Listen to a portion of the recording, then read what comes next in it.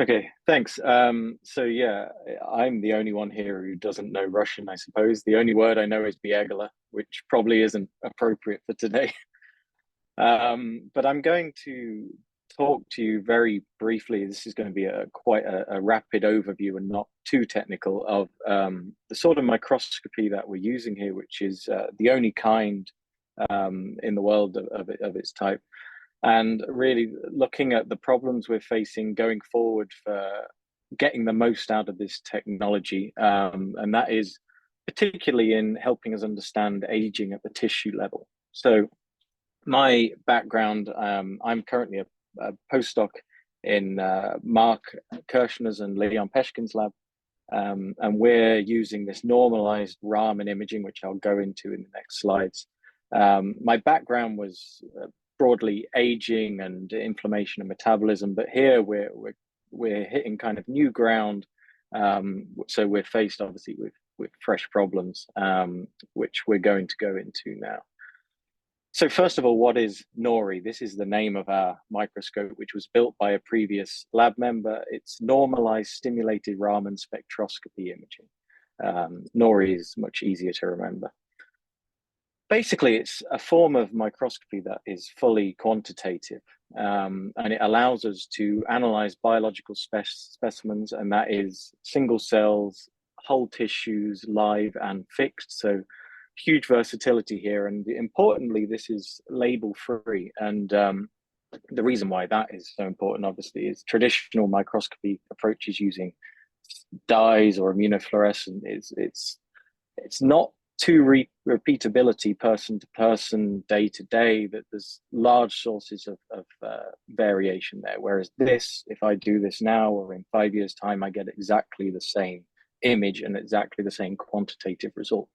And from this, we're able to measure protein, lipid, as well as subsets of lipids, water, RNA, and DNA. But really, if you know the Raman spectra, which I'll go into on the next slide, of whatever you're interested in, you can quantitate it in a biological specimen. So just a brief overview, and can you see my laser pointer? Maybe Leon gives the thumb up if he can. Yes, yeah, we can see. I've got it now. So basically what we've tuned it to here is protein, lipid, and water. And the way we do this is focus on the CH3 and the CH2 bands. And without getting too technical for my own sake, what we're able to identify here, protein, this red line, has a very distinct CH3 band, whereas lipid, the black line, has a distinct CH2 band. So this is just essentially a chemical signature that we're able to detect with our microscope. And that's effectively what we're doing to quantitate here in purple and here in green, the protein and lipid respectively in these samples. So there's a lot more to it, but this is just a basic overview for now. But most crucially, if we look here on the left, NoRI measurement, and this is our quantitative readout of protein against an actual concentration of protein of BSA, bovine serum albumin here for the reference, it is nearly linear, the relationship. And that's how quantitative and reproducible this technique is. And there are previous papers, if anyone's interested to look at them, a PNAS paper from 2022 from Sun-Yun Oh, the previous lab member who helped develop and build this technology. So as a good example, it's best to show what the instrument can do. On the right is a NoRI image of a mouse kidney.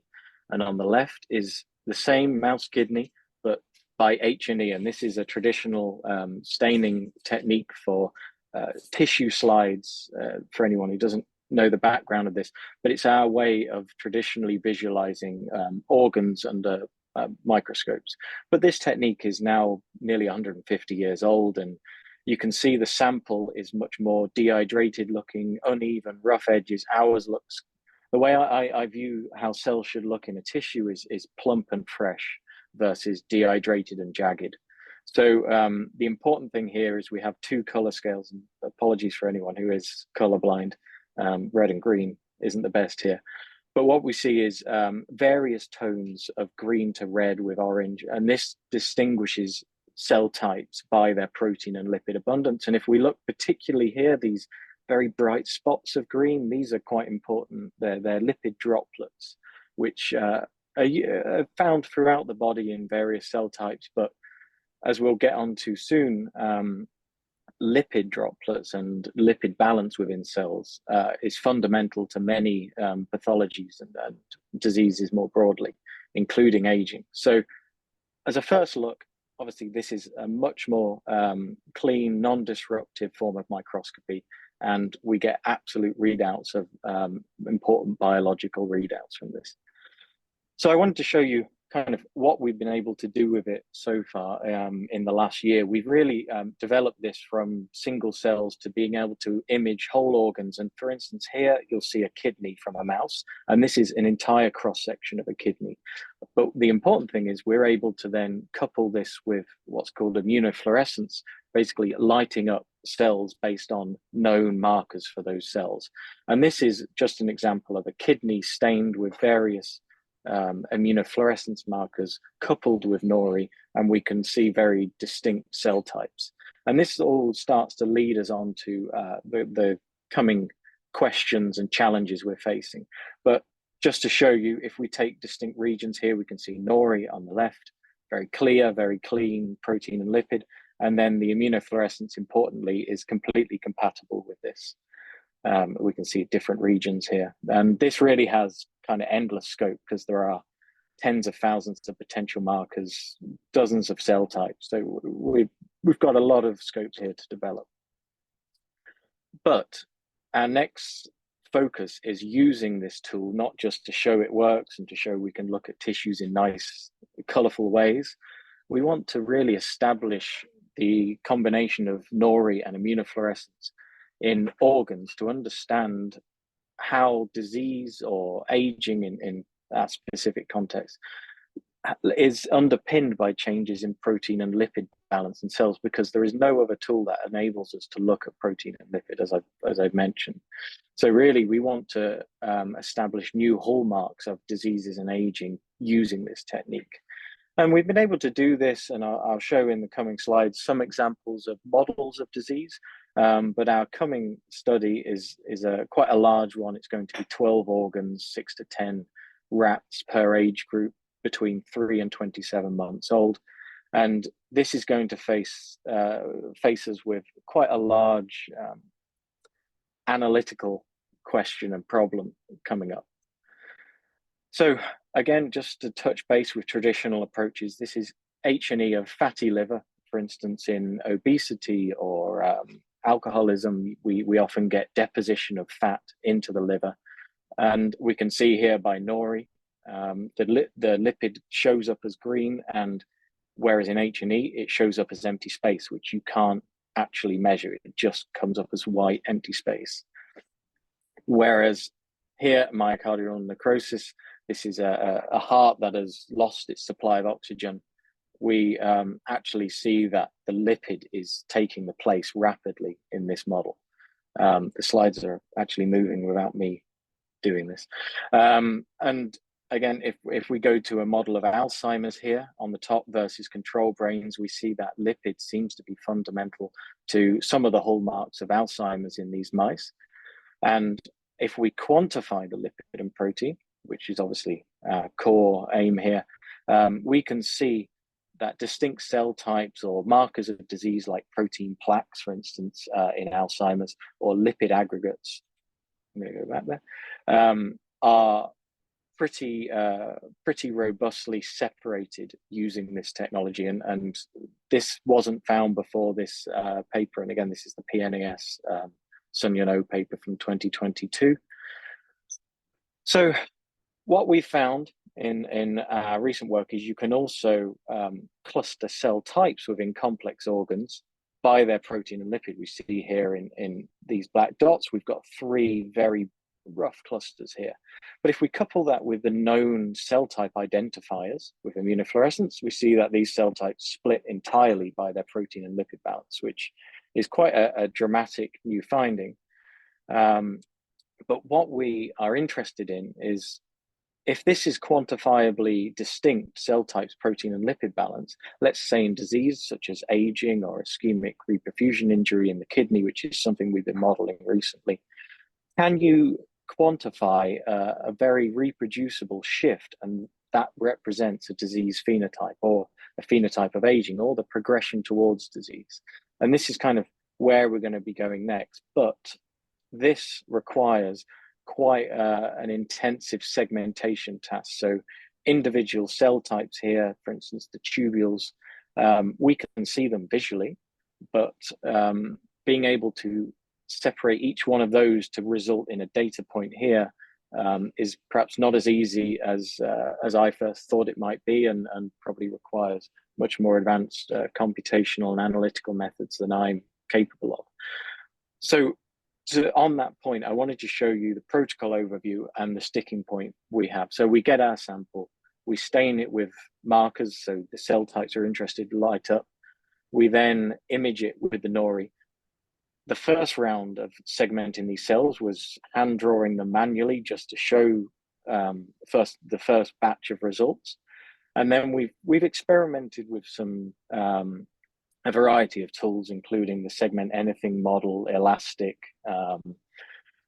but really none of them have performed particularly fantastic so far. So whilst this stage of the process, the first half, is fantastic, it's quite groundbreaking as a form of microscopy and offers great potential for understanding disease and aging in our next studies.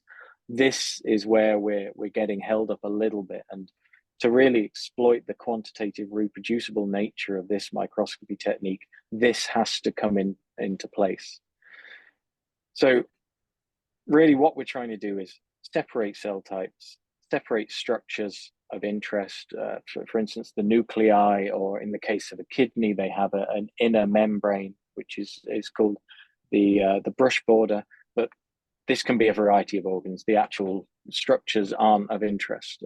In particular, we're going to apply this to many approaches, but we face this great challenge of how are we going to move forward? How are we going to develop analytical approaches that can address this problem and move this technology forward and this technique forward to understanding disease better? First step is we've obviously tried those tools I mentioned before. We've also set up a Kaggle where people can volunteer to have a go at this challenge. So if anyone is interested, the Kaggle can be found under this title, or we can supply the link, of course. But to summarize, the question is, can we take out single cells from complex organs from animals and humans using NoRI, and by using machine learning or AI approaches, can we make new insights into biological aging and more broadly disease pathophysiology? So just to acknowledge, I guess, some of the people involved here, obviously Leon, who you know, and Ksenia, Mark Kirshner is the other PI in the lab, and then all the kidneys were provided by our collaborators. So just thanks to all of those people. So anyone who has questions or a solution, please let us know. Okay, thank you very much. Well, maybe I will just make a couple of comments. I was hoping you keep the slides. Can you try to return the slides and go a couple slides back?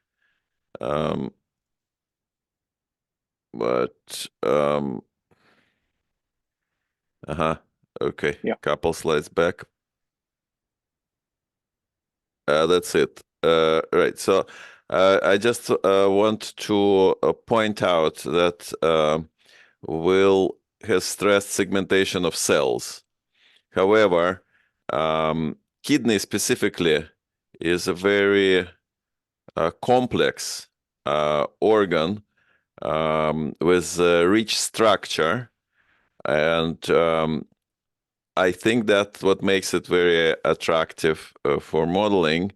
There are structures at multiple levels, and you could think of starting to, like, probably the easiest challenge here is to find nuclei. Cell nuclei are nice roundish elliptical shapes, pretty easily identified from abundance of protein. Yet there are some challenges because they're not always in the focal plane, right? But quite doable, and it's sort of a textbook textbook image analysis task to identify nuclei, right? Then once you identify nuclei, you imagine it's easier to find cells.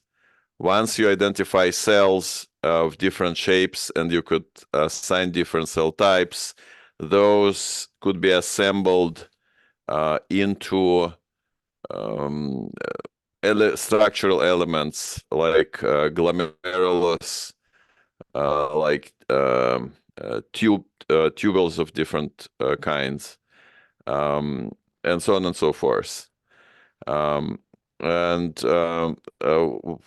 one aspect that we faced already is that many pipelines or potential collaborators tend to think in this phased manner, right? That you maybe first identify nuclei, then cells, then bring cells together into tubules.